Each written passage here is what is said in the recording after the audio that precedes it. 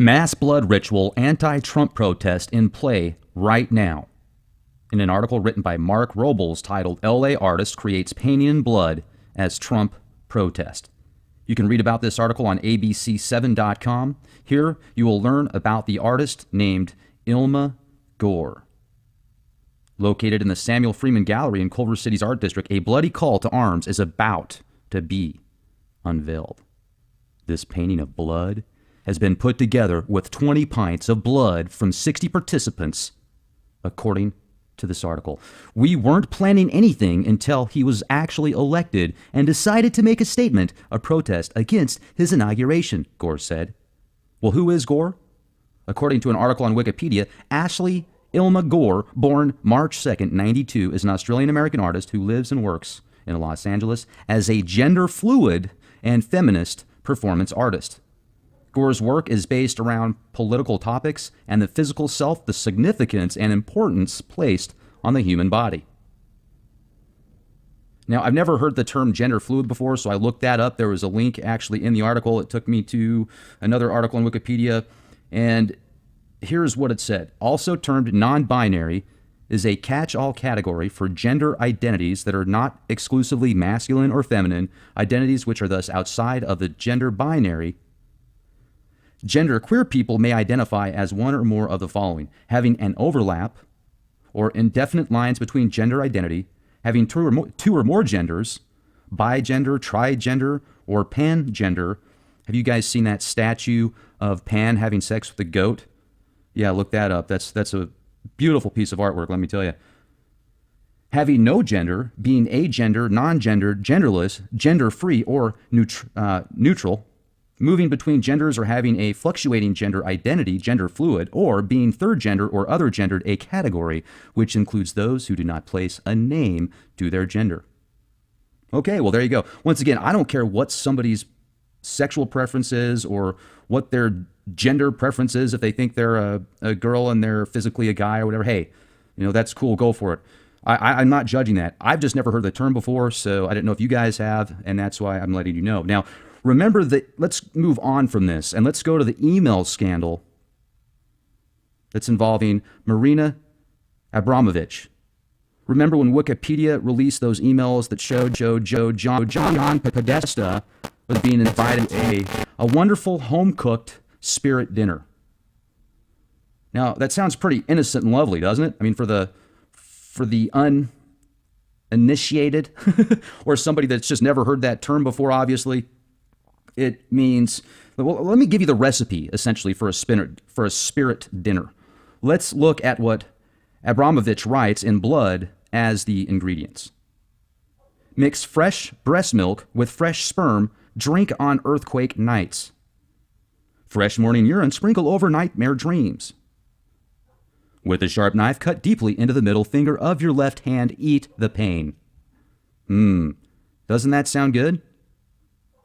Abramovich is known for her often gory art confronting pain and ritual. Her first performance involved repeatedly stabbing herself in her hands. The next performance featured her throwing her nails, toenails, and hair into a flaming pentagram, which she then jumped inside of and supposedly lost consciousness. Or how about the time she ingested medication to cause violent muscle spasms? Oh no, let's not forget about the wonderful day back in 1974 when Abramovich placed 72 objects on a table, including a rose, a feather, honey, a whip, olive oil, scissors, a scalpel, and a gun with a single bullet. Alongside the items was a sign informing the audience that the items could be used on her in any way that they chose. Well, for 6 hours, she let the audience do whatever they pleased. She was stripped, cut. Someone even put the gun next to her head as if they were going to shoot her. Now, according to this article, this is a quote from her. What I learned was that if you leave it up to the audience, they can kill you. I felt really violated. They cut my clothes, stuck rose thorns in my stomach. One person aimed the gun at my head, and another took it away. It created an aggressive atmosphere. Exactly 6 hours. Let me repeat that. After exactly 6 hours, as planned, I stood up and started walking towards the audience. Everyone ran away to escape an actual confrontation. End quote. She later said of the performance, and that's from author Cassandra Fairbanks If you'd like to read more about that specific article, go to wearechange.org/spirit cooking disturbing podesta email yet warning graphic content. Now, I want to get into Aleister Crowley, self-coined the most wicked man in the world, the master beast. Whether you love him, hate him, or have no opinion of him, Aleister Crowley has been, in my opinion, a very influential being of the 21st century. Ozzy Osbourne wrote songs about him, the Beatles. Some even think he's the father of Barbara Bush.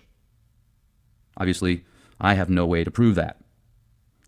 Hollywood, secret societies, defense contractors, religions, magicians, scientists, artists, researchers alike have studied his work and infamous ideas and philosophies. He also terms himself the prophet of the New Age. Now, I've studied Crowley's work, and much of it is so symbolic and has hidden layers, agendas, and analogies in it. It takes more time than I usually wish to spend unlocking the mysteries he wrote from his most likely tormented mind. Now, let me read to you the importance, according to many mystical and magical practices, of some of these bodily fluids like blood, semen, spit, urine, etc., from a standpoint of certain magical practices. Now, before I get into this, I must say I am completely agnostic, meaning I don't know, and although one might consider me Gnostic as a label because I am most certainly a seeker of knowledge, and a Gnostic is someone seeking the truth, someone seeking knowledge, that's what I consider in that term or that label. I still don't know many of these things that I hypothesize in the sense of absolute. These are just my feelings, my opinions, what I've experienced, seen, and conceptualized, hence the agnostic term of I don't know. Remember, these terms are just a reference point of understanding, and even terms are labels that can be easily manipulated, unrecognized, misunderstood by the observer. Knowledge for my path is key, and ignorance is not bliss. If anything, ignorance is a trap that can easily destroy you. Now let's get into what many consider to be of the utmost importance in magical workings, and let me warn you, it can be quite disturbing. You can read about the cake of light. It's a host found within Thelema, the religion founded by author and occultist Aleister Crowley. It contains honey, oil, particular bodily fluids for the base ingredients, and is usually cooked in the shape of a small, flat wafer. It appears by name in two important Thelemic rituals, the Gnostic Mass, Mass of Phoenix. However, Crowley thought it was important for magicians to perform a ritual of some kind daily. Now, I own a copy of the book 4, written by Aleister Crowley. He considered this to be his magnum opus. And on page 204, chapter 7, of the bloody sacrifice and of matters cognate, it is necessary for us to consider carefully the problems connected with the bloody sacrifice, for this question is indeed traditionally important in magic.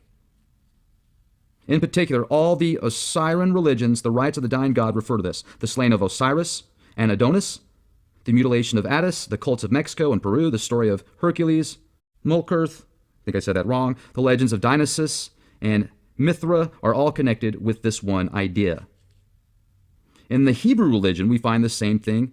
The first ethical lesson in the Bible is that the only sacrifice pleasing to the Lord is sacrifice of blood. And then Abel, who made this finding favor with the Lord, while Cain, who offered cabbages, was rather naturally considered a cheap sport. The idea recurs again and again. The sacrifice of the Passover, the story of Abraham being commanded to sacrifice his firstborn son, the substitution of animal for human life, the annual ceremony of the 2 goats. Now, this is where it gets really disturbing. On page 206, for the highest spiritual working, one must accordingly choose that victim which contains the greatest and purest force. A male child of perfect innocence and high intelligence is most satisfactory and suitable victim. Let me scroll down a little bit. But the bloody sacrifice, though more dangerous, is more efficacious, and for nearly all purposes, human sacrifice is the best.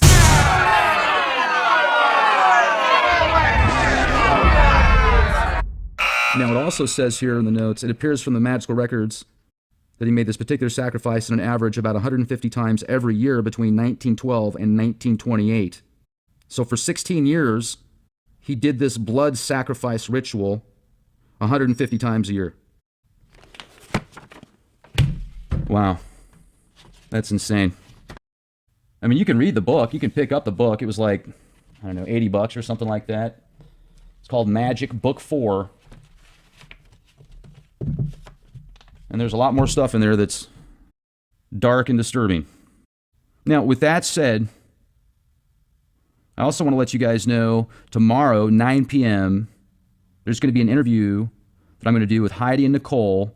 These are two gals that are just incredible with astrology.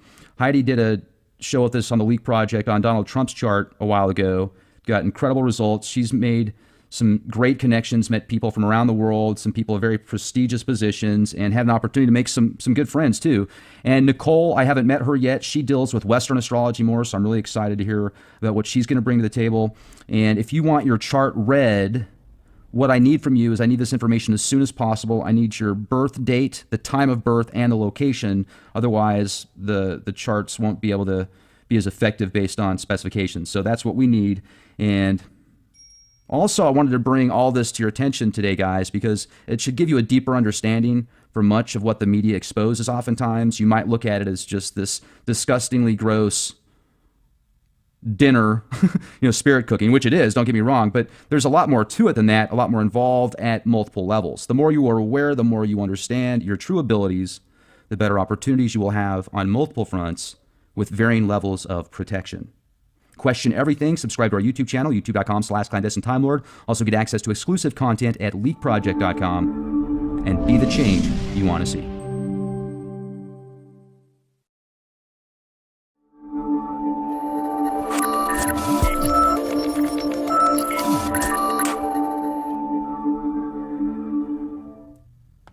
Mass blood ritual anti-Trump protest in play right now.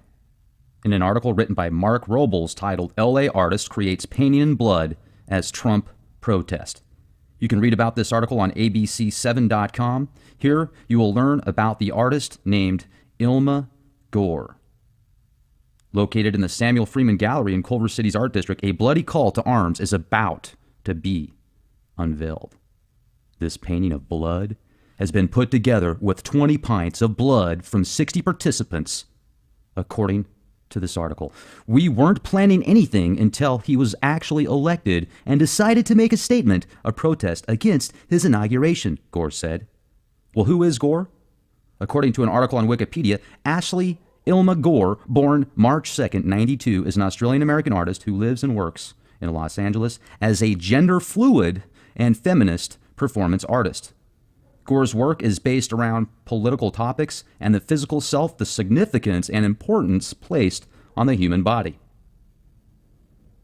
Now, I've never heard the term gender fluid before, so I looked that up. There was a link actually in the article. It took me to another article on Wikipedia, and here's what it said. Also termed non-binary is a catch-all category for gender identities that are not exclusively masculine or feminine, identities which are thus outside of the gender binary.